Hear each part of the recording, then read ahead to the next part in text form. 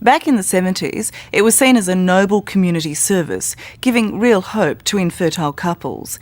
Sperm donors, mostly young men, mostly students, who did their bit to help create happy families.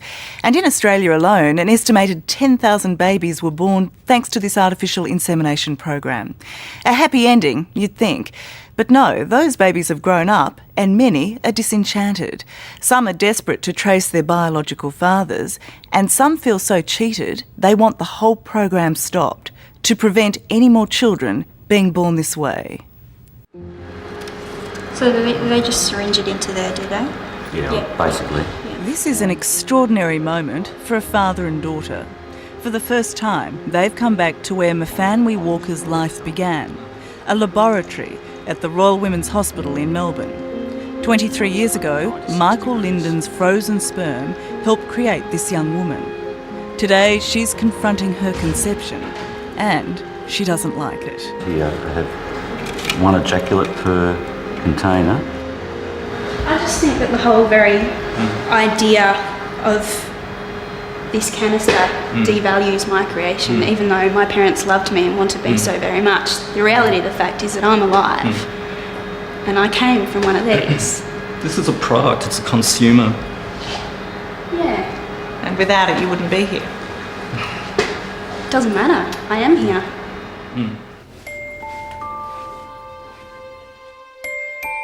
And then there's Joanna Rose, conceived 32 years ago in Britain with donor sperm. Despite a decade-long search, she hasn't been able to find her donor father. She says seeing herself is like looking at a stranger. I do. I literally just think, who's she? Who's she again? She's following me around. I see my own reflection. And I don't look like my mum. I don't. I think I probably have the face of, a female version of my genetic father. And that's weird.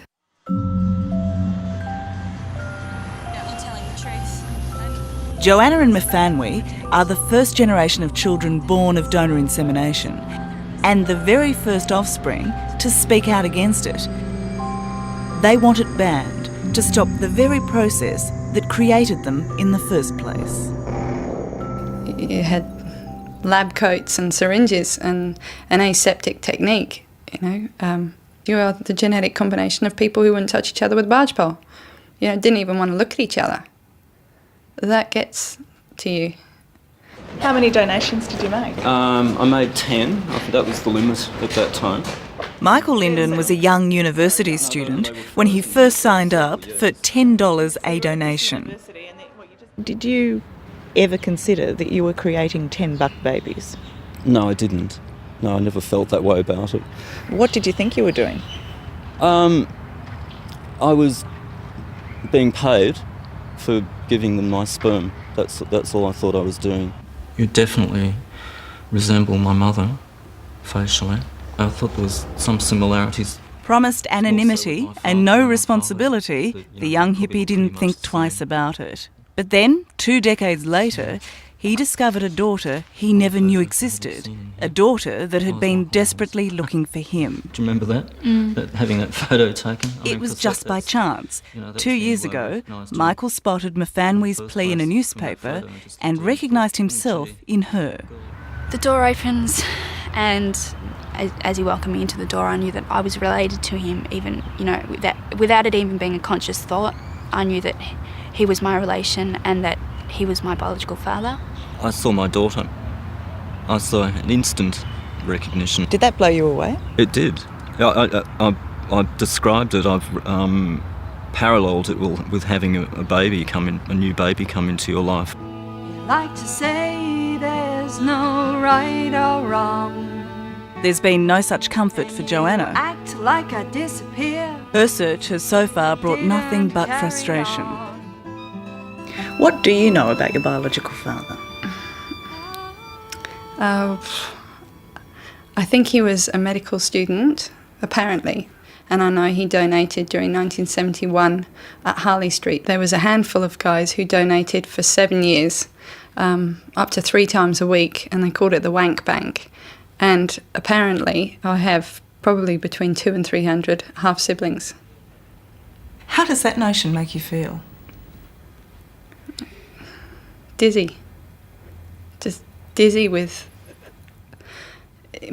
just dizzy in so many ways, like just dizzy that they could do that to me, that there could be that lack of thought, that it's so reckless. Do you think that the whole donor insemination process is a social experiment? No, donor insemination isn't a social experiment. It's a valid and appropriate medical treatment to overcome a deficiency, a loss, the absence of sperm. Dr. John McBain is one of the pioneers of donor insemination in Australia. Here, there have always been limits on the number of donations, but he does admit there were mistakes when it began in the 70s. I think we got it wrong. In what way? Oh, because we didn't consider that children would at some time in the future want to have that information, which we can now have. Until recently, only minor details like the donor's height and eye colour were kept.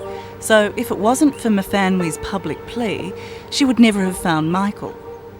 I'm one of the lucky ones. I've got Michael in my life, and I've got contact with my biological family. There's thousands and thousands of people out there who will never have what I've got. Well, talking to these adults, they say they feel incomplete. Some of them say they look in the mirror and they don't know who they are.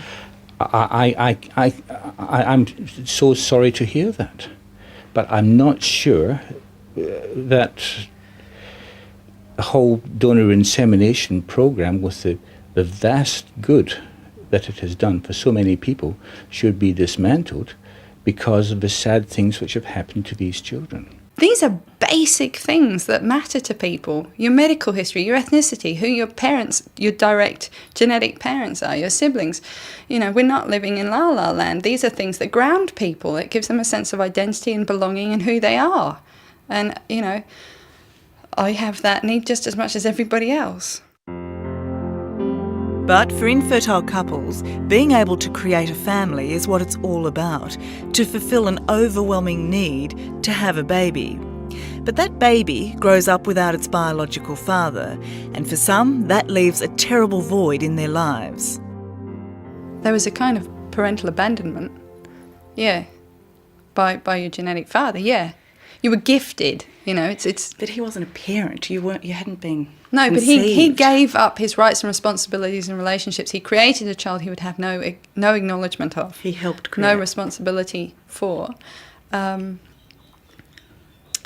Yeah, then that is a type of... Look, I wasn't raised by my genetic father. That's a sense of abandonment. I'm sorry to say it is. So what do you know about your donor father? I know that he went to Duntarine Military College for 2 years at least. 25-year-old Liam Marcus was conceived in Canberra thanks to a donation from a young military student. Do you look into the faces of strangers you see on the streets and say, I wonder if you could be my dad? Yeah, sometimes, yeah. I mean, of course, it crosses your mind, you know, if someone sort of looks similar or something, but yeah, not normally. He knows very little about his biological father and, apart from learning his medical history, has no driving urge to find him. I think it's a brave decision. Yeah, I mean, it can't have been easy to go into a sort of fertility clinic knowing that you're donating sperm to make people. Yeah, and I'm glad that he did. I thank him for his genes, wherever he may be, and yeah, I think I'm really glad that he did. And what do you think of your parents' decision to conceive you in this way? It tells me they wanted me pretty bad, yeah, and I also feel very warm about that. They've obviously gone through a lot of pain and trouble to bring me into this world, and I do appreciate that fact. Oh, we had this guy coming in, he's put a big hole in the little kitchen at the back. And so what of Mafanwi's mum, Mary Walker? She was only able to have children because of Michael Linden, and not one, but two. Her husband was infertile, and so Michael's sperm helped produce Mafanwi and her younger brother, coincidentally also named Michael. Today your daughter went to the sperm bank for the first time and described the place as emotionless, loveless. Was her creation without love? No, that's actually completely wrong, because for about 8 years I'd been trying to have children. So she was really... It's the one thing my two children cannot say is actually that they're not wanted children. They're the two most wanted children in the world and the two most loved. How do you feel about Michael? Yeah, he's a nice bloke. That little bit where the bath used to be. Why'd you do it anyway? What do you think about his decision to donate sperm? Well, a bit weird. I wouldn't donate sperm Why is that? because I wouldn't want to have 5, 6 kids not knowing who their father is. That'd be a bit weird for them. And not me, not knowing them, so it's a bit complicated. In fact, it's so complicated that up to 80% of parents who use donor insemination never tell their children their father is not their natural father. Mfanwi was 20 before she was told, and then only after the divorce of her parents.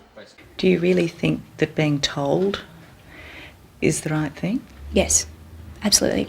Not for a minute. Even though with, everything that I've experienced since that point, not for a minute would I go back to not knowing this day.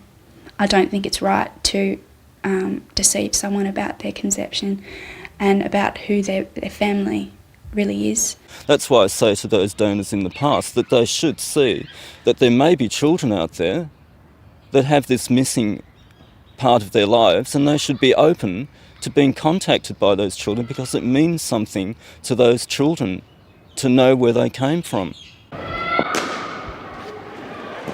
For adults like Liam, the only chance they have of finding their biological fathers is if those men contact one of the voluntary registries throughout Australia. Even today, donors are still anonymous, except in Victoria, where since 1998 they must be identifiable. How do you feel about people who say that they have a right to know their biological history at all costs? I mean, I respect their beliefs. I believe that I can understand how it could really become an overriding factor in your life. But as for myself, I'd have no desire to sort of go out there and make it the be-all and end-all of my life, and I'm happy. It has become an obsession for Joanna Rose. In Britain's High Court, she's been fighting for the rights of donor offspring, and in Australia is doing a PhD on the ethics and social impact of donor conception. This whole industry is growing. It's not like everybody's learnt from the mistake and they've all stopped and it's all fine now. I really feel a sense of compulsion to say, look, even at the beginning when you were doing donation, you stuffed up. Stop. I believe that there is some real hurt. I think it's outrageous, however, to imagine it would have been better never having been conceived.